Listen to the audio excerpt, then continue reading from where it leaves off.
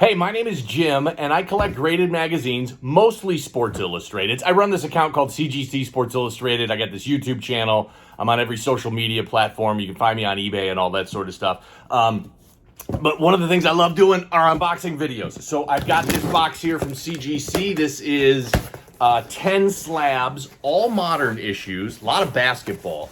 I can tell you that while a couple of these have a really good shot at popping a 9.8, there's a lot of issues in here that aren't going to come back with, the best grades in the world. And that's okay. I knew that going in, but man, there's some great first covers. And obviously I'd love it if these first covers, were in better condition, but newsstand Sports Illustrateds are so rare. I talk about that in a lot of other videos. You can go back and watch and understand all of that. But they're so rare and they're so tough to find that when I got a Hall of Famer and it's their first cover, and even if the issue isn't in the greatest shape, I'm going to press it and I'm going to get it graded because they're just super rare and very difficult to come by. I want to make sure I do this going the right way here and unpack this. Also, something else. So while I'm unpacking here, I had a guy message me recently and he said a couple of things that I was like, really? He said a couple of things along the lines of, hey, I know you've said that graded magazines are this great opportunity and they're going to be huge in the future and worth all this money and all this sort of stuff. And I thought, man, I don't think I've ever said that. But maybe I've said something to give you the impression of that. So I want to address that right now. I don't really speculate on this sort of stuff and certainly don't do it publicly in these videos. I like to focus on the hobby aspect of graded magazines. Who knows? Are these things going to take off like graded game tickets have and be worth a fortune? I don't know. Maybe they will. It'd be a lot of fun if they did. But I do this because I just love doing it. And I'm a collector type of guy. And I just think these things display so well. And if they never take off and they're never worth a ton of money, big deal, because this is just a ton of fun to me. So I don't speculate on where this hobby's going, and I really don't even talk about pricing a whole lot, and the only reason I do that is because I get so many questions about it. So let's get that cleared up. Okay, like I said, lots of first covers.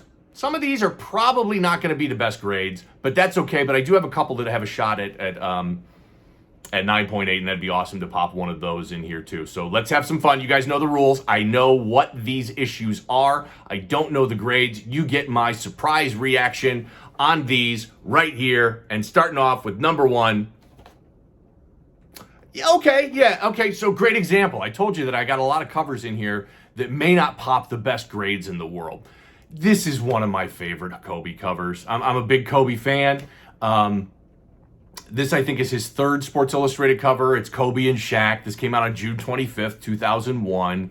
Pop reports, there's a 9.8, there's a 9.6, there's two 9.4s. I'd love to have that 9.8.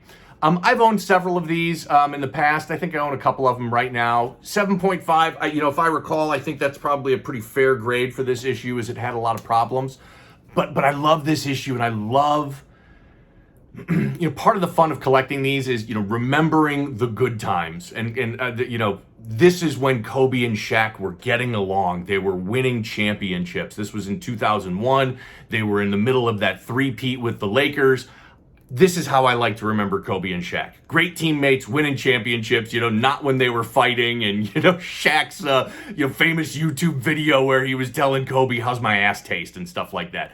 I don't like to remember that stuff. I like to remember the good times. And that's why I love this cover so much. Because they were just crushing it in LA and they were awesome. So fun cover there. Shaq and Kobe, 7.5. All right, next one up. A lot of basketball in this one.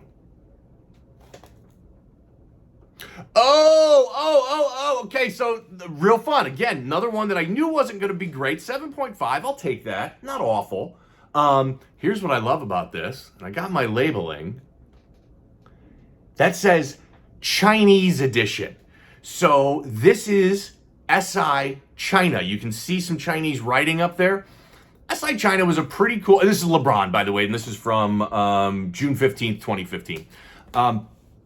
So SI China was a separate publication that was around for about 10 years, from 2006 to around 2016. Most of the SI China covers were unique to the SI China publication. They had Chinese athletes on it, a lot of international stars, but a number of times the publication would mirror the cover that the United States Sports Illustrated publication had at that point in time, and this is one of them. My hometown team. This has always been one of my favorite LeBron covers. This is from when he was playing with Cleveland. I just thought this was such a cool cover. The American version was a variant. This was the only one that was produced that week for Chinese, for the SI China population. But this one is really cool. A great looking cover. I think SI China is interesting. Don't know if anybody else thinks they're interesting. I think they're pretty interesting. I think they're pretty cool. You can see the Chinese writing there. 7.5 LeBron from 2015. Okay, that was a fun one.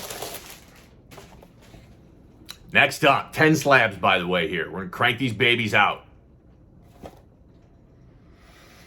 The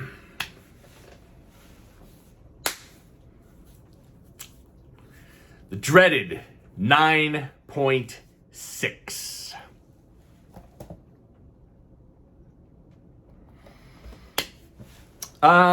If you watch these videos, you know I hate 9.6 because it's so stinking close to 9.8. I love this cover. So this is not a first cover. This is Tom Brady and Matt Ryan. This is the shootout issue from January 30th, 2017. This is the issue that came out right before the Super Bowl, where, of course, the Patriots were down 28-3. Greatest comeback in Super Bowl history. They end up winning it and beating the Falcons. So first covers, that's what everybody tries to collect. That's awesome. Love that. Not Matt Ryan's first cover. Not Tom Brady's first cover by a long shot.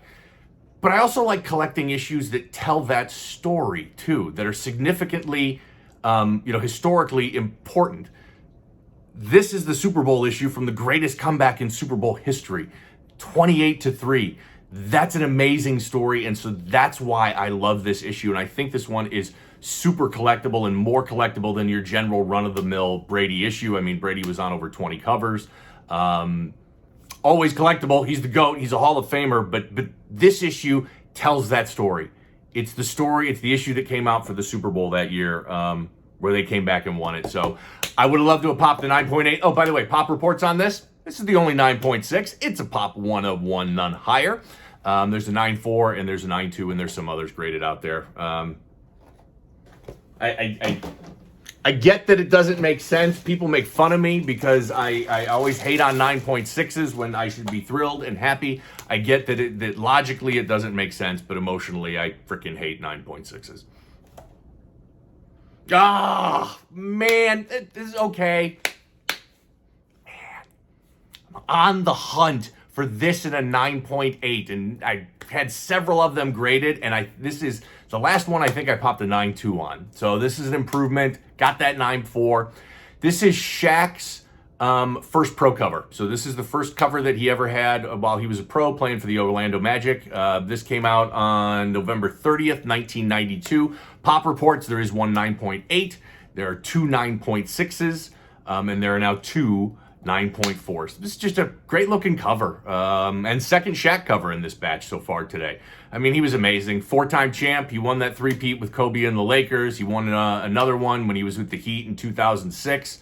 Surprisingly, Shaq only won MVP 2000. I would have thought that he had more than that. Oh, I'm excited. All right, next up. All right, what do we got here? Next one up. Okay, not bad. Pretty good. This is Kobe's run. I told you there was a lot of basketball, heavy on Kobe and Shaq. This is from March 3rd, 2003. Pop reports, there's a 9.6. There is one 9.2. So this is a pop 1 of 1 with only one graded higher. And then there's a couple 9.0s. This is Kobe's 8th Sports Illustrated cover. He was on about 25. I've talked about this before. I got into this hobby. I wanted to collect all 50 Michael Jordan covers. I've done that. I'm kind of looking for like my next goal here in this hobby as to what kind of sets I want to put together. And putting together a Kobe set or a LeBron set or a Peyton Manning or a Tiger Woods or something like that, that's on my radar, and I just got to kind of hunker down and figure out what I want to do next. But this is Kobe's 8th Sports Illustrated cover. 2003, so they were coming off of the three-peat in 2000, 2001, and 2002. 03, this year they lost in the playoffs to the San Antonio Spurs, who ended up winning the championship this year. But that's a great-looking cover. Kobe has blue and purple and yellow Lakers uniform there. He's going for the layup. You can see a little bit of the rim right there. Great-looking cover, and a 9.2 from Kobe Bryant. Not bad. Okay. Moving right along. Next up. Oh! Man, I wanted another half a point, and this would have been a pop 1 of 1, none higher. Super difficult. Did not get my labeling on this. Dominique Wilkins, first Sports Illustrated cover. So this comes from April 28th, 1986. When I talk about how these newsstand issues are rare and they're difficult to find. Here we've got a Hall of Famer. One of the, he was on the NBA's 75th anniversary team, top 75 players of all time. Dominique Wilkins, he was the human highlight reel. He was amazing. This is a pop 1 of 2 with none graded higher. And this is his first Sports Illustrated cover. That's how hard these are to find. 7.5 looks a little harsh, but I knew that this one had some problems. So this is a pop 1 of 2. There's none graded higher, and it's Dominique Wilkins, and it's his first Sports Illustrated cover. Things are just so hard to find. There's a couple of 6.0s, and there's some other ones out there graded. Dominique Wilkins went into the Hall of Fame in 2006. Interestingly to note, Dominique Wilkins, born in Paris, France. I had no idea. Turns out his dad was in the military. He was in the Air Force and stationed in Paris, France in the 60s when Dominique Wilkins was born. Very good one. Okay, next up. Okay, again, another one I'm happy with. So I talked about that. Normally I get upset at 9.6s. But here I am happy with that 7.5. I'm happy with this 6.5 here because I knew these issues had some problems. But man, they're newsstand copies, first covers of massive Hall of Fame superstars. This is Patrick Ewing, his first Sports Illustrated cover. This is from March 22nd, 1982. Pop reports, there is a 9.4. I used to own that. I sold it like an idiot several years ago. Wish I had that one back. That's still the highest graded copy in the world. There's a 9.2, there's an 8.5, and there's some others. So this one at 6.5, I'm pretty happy with. It does say first Patrick Ewing cover. I got that taken care of years ago when I sent mine in. So now every other issue that's sent in, you don't have to ask for it to say the first Patrick Ewing cover. It comes on there automatically.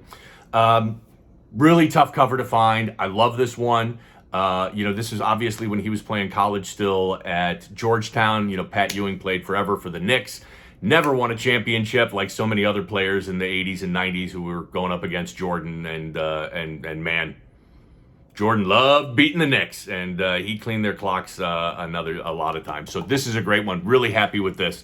9.6, Patrick Ewing, first cover. Okay, next up.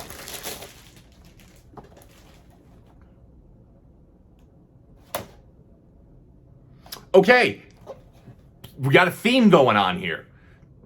Mid-level grades that normally I would be very disappointed at, but again, I'll say it again, I knew this issue. I mean, this thing is riddled with spine ticks that break color.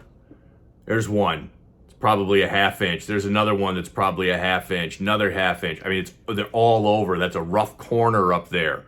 So this was never going to be a high grade, but it's Shaquille O'Neal, and it's his first cover. So this is January 21st, 1996. Very condition-sensitive issue. Lots of black ink, full color on the back. That's going to make any sort of flaw just come screaming out. And like I say, you can see it right there. The grader's not going to miss that color break right there. And so that's why I got a 5.5, but I'm okay with this. A very tough issue to find, impossible to find in a high grade. The pop reports on this one are there is a one 9.6, there are two 9.4s, and there are two 9.2s. So nobody's popped a 9.8, and I think it's going to be really hard to pop a 9.8 on this one. So 5.5, Shaq, first cover. Not bad. I'll take it. Right, next up. It would be nice to get a little bit better grade. I mean, I know I set my expectations and your expectations that, you know, these were a lot of mid-grade first covers, but thank God I had that Tom Brady 9.6 in there. Yeah, and the theme continues. This is a cool one. This is Dion Sanders. Again, another first cover. Says first Dion Sanders cover right there on the label. This one came out on November 13th, 1989. So Pop reports, 9.0. That's it. 9.0 for a massive two-sport superstar who played for some amazing teams like the Atlanta Braves, Dallas Cowboys, Atlanta Falcons. I mean, Dion was incredible back in the day. So Pop reports there's a 9.1, there's two 8.5s, and then there's this 6.0. That's it. 6.0, and there's still only 3 copies graded higher. So I'm okay with the 6.0. Again, like I said, this issue had some problems, and I can see plenty of them all over it. But fun issue. Dion went in the Hall of Fame in 2001. You know, incredible two-sport athlete. Still, you know, very active. He's the head coach at Jackson State. Has landed some huge recruits. Going to be very interesting to see what he does with Jackson State as he's the head coach there, where he might go after there, because I don't think Jackson State's his last coaching job. I think that's a building block for something else. I loved watching Dion. He was so exciting when he was playing for the Falcons and the Cowboys. When he was scoring a touchdown and he did that little dance in the end zone, I'd watch that. I'd watch SportsCenter highlights just to see that dance. It was incredible. Do yourself a favor. Go to YouTube and watch some Dion Sanders highlight reels. The guy was just so much fun, so incredible, and quite a character. And normally, I know I'm a grade snob, but I'm happy with that 6.0. That's the first time I've ever owned that Dion Sanders issue. All right, last one. It's been a good, fun box and a lot of first covers. Next up. Oh, yeah, that's a little disappointing because this is such a modern issue. Okay, this is Michael Vick. So this is Michael Vick's first cover. This is from August 14th, 2000. Pop reports, there's a 9.6. It's what I was shooting for. But then there's this, 9.0. So this is a Pop 1 of 1 with only 1 graded higher. I did get my labeling. First Michael Vick cover. So important to get that. Michael Vick was electric in college. He was electric when he came into the NFL. You know, sure, he had a federal conviction for dogfighting and served, 548 days in a federal prison.